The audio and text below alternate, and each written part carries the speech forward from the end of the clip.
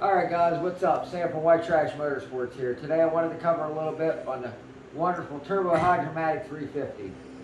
My favorite transmission of all, so much I've done so many of these I could probably do them in my sleep. But there's a couple tips I can give you to do at home. It's going to make it a lot better and improve your power handling capability of it. And most of all, you don't got to spend money to do it. So let's dive in. Okay, first thing, any transmission you're going to service, I recommend you purchase a drain plug kit. You can usually buy these, just look it up on Amazon. You just want a drain plug kit because that's going to make servicing your transmission better in the future. Other thing, on a Turbo 350, you want to get the screen type filtered. Not only does this flow better, you can take this out, clean it, fill it back in. That's one thing. Now let's go on to our modifications. First thing on a Turbo 350 you're going to want to do is like with your valve bodies. Now this is your separator plate. Now on this separator plate you're going to notice I have it marked here. This is the number 2 hole, this is the number 3 hole. You're going to want to drill this out to 1/20,000th and you want to drill this out to, what would it be, 0.120, and you want to drill this out to 0.140. This is your second gear feed, this is your third gear feed. Don't get carried away on these because you'll end up making it too aggressive, but you just want to fit them out. Like I said, usually this one here we do it, 0.120, this one 0.120 to 0.140. If you're going to have a lot of power, open the third gear up a little bit bigger. It'll help the third gear live a lot longer. Okay, on that, now we're going to cover this over here. Inside the case here, I can walk around a little bit. Inside the case here I have marked, this is the only check valve you want to keep, the one by the modulator valve. There's going to be 3 other ones in there. Get rid of them. I don't care what you do with them. Chuck them out through the yard, throw them in the garbage, do whatever. Get rid of those check valves. You don't need them. Don't worry about it. Off on this other thing. Now we're going to talk about dual feeding. Now when you dual feed a Turbo Hydromatic 350, what that does, inside this main drum here, I have a main drum here. This is your direct drive clutches. Now your direct drive clutches, this is engaged in high gear, direct drive. This is your 1-to-1 with no gear reduction. So when this clutch is locked up along with your forward clutch, the transmission moves forward. But basically, the proper way to do this is to take the steels and clutches out of here. You're going to pop this snap ring out of here and get it out of the way. Get the snap ring out, and you get the clutch pressure plate out. This is the same with rebuilding these. So you can pull this out. You get to the clutches and the steels. We're just going to dump them out to make it a little bit quicker. Alright, so that's dumped out.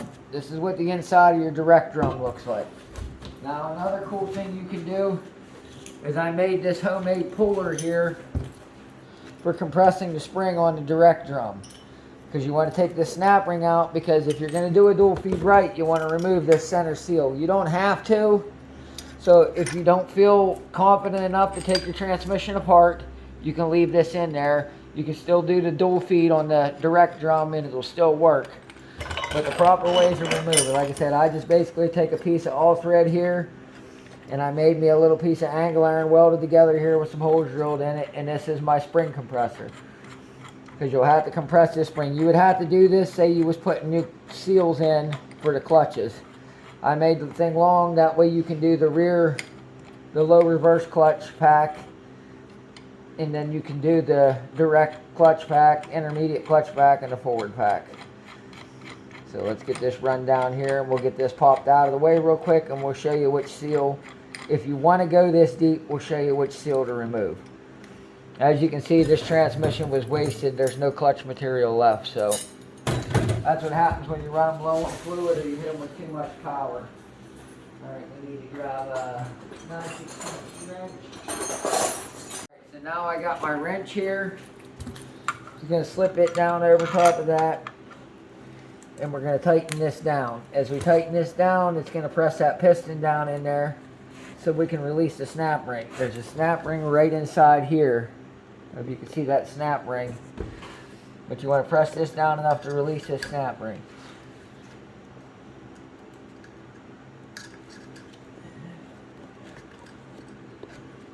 The whole thing's turning.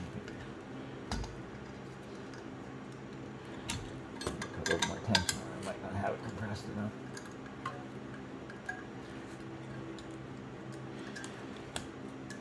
This is probably going to be the hardest part if you do, like I said, direct feed, dual feed it. Like I said, you don't have to do this. If you don't want to tear the transmission clear apart, you can dual feed it with, you can leave this part out. But I do want to show you, if you decide to go that far, I want to show you what piece you have to remove. So, okay, so we got the snap ring loose. That didn't take too long, I guess. Let's remove the puller now. Now that we're going to release. Now it's going to be under tension as you release it, so release it slowly. Get the puller out of the way here and show you what we got.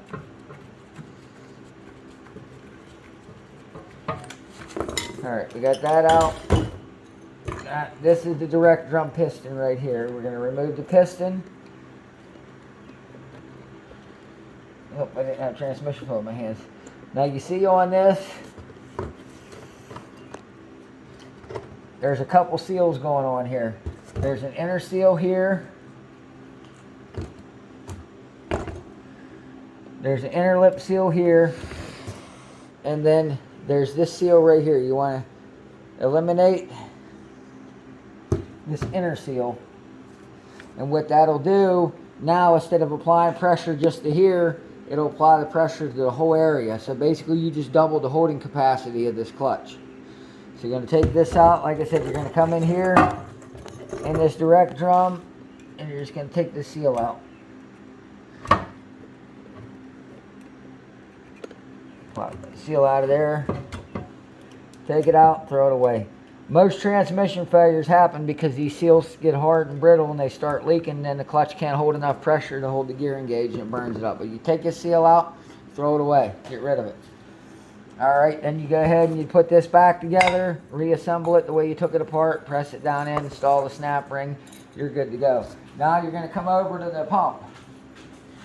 When you do this on the pump, this is where your sealing rings ride. The sealing rings have been removed from this pump, and I can grab another pump to show you. Grab a pump here quick. Another pump to show you. But basically, these sealing rings, this one has steel, you'll have steel or Teflon, but see these sealing rings right here? You want to remove the one closest to the bottom here, this sealing ring right here.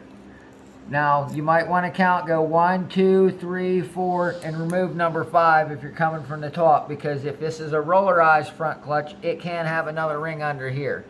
But you want to remove the one right here. It'll be the first ring in the groove. Then you're going to come over to the case, and this is where your last direct feed modification is. You're going to find in this transmission here, looking at the case at about the 430 position, you're going to find this hole. It's going to be right beside the last bolt hole before you get to the bottom. You're going to take and tap this hole to 3/8. Tap it to 3/8 inch. And then you're going to take a 3/8 bolt, screw a nut on it, and cut it down to about the thickness of a bolt, or about the thickness of a nut. About, you know, a little shy of a 1/2 inch thick. Grind a little notch in it and thread it into there. Only thread the tap in, you know, like no more than 3/4 of an inch, and then you're just going to run this plug in there and bottom it out.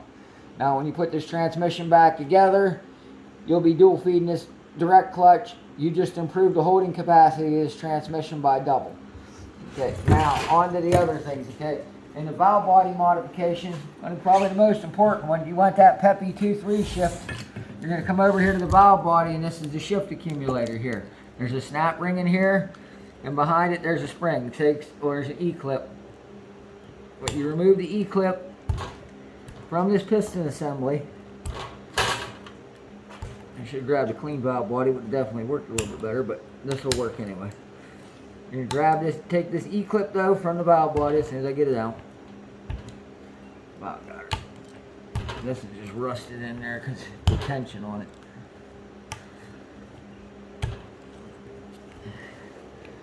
Get the clip out. Bang on the table a little bit, get the clip out. That one ain't coming out. That one's rusted in there. Let me grab another valve body and I'll show you on that one. This is going to be the valve body, and this is going to be your accumulator. You're going to, once you get that clip off, you're going to remove this. There's going to be a spring behind it. Take that spring, throw it away, put the accumulator piston back in, push it down tight. Then you're going to take a 3/8 nut. Take that 3/8 nut, put it down over the shaft, and there'll be enough room to get your E-clip back in there. Snap that in there. Now you'll have a snappy second to third gear. You're applying dual pressure to that. It's going to work good. If you don't want to run a kickdown cable, there's ways around that. This is your kickdown rod right here. Basically, this is a 2-stage valve. I leave mine open. Some guys like to wire them down halfway. You can see it goes there, and then the second stage. Some guys like to pull it down to the halfway point and wire it to a bolt. Like I said, I don't like to do that because it causes your transmission to sometimes downshift weird when you don't want it to. So I always leave that out. But I mean, if you do them couple simple tricks to a Turbo 350, they'll hold power. Mine's holding, like I said, my car makes around 650 wheel, and my Turbo 350's handling it just fine with no issues. My fluid's still red, and it gets daily driven and abused. So that should help you guys out. Any questions, leave them in the comments. You know, please like, share, subscribe, and hit the notification button, because I noticed we're only getting about 1% of our subs are actually viewing our videos. So make sure you ring the notification bell. We'll talk to you later. Have a good one.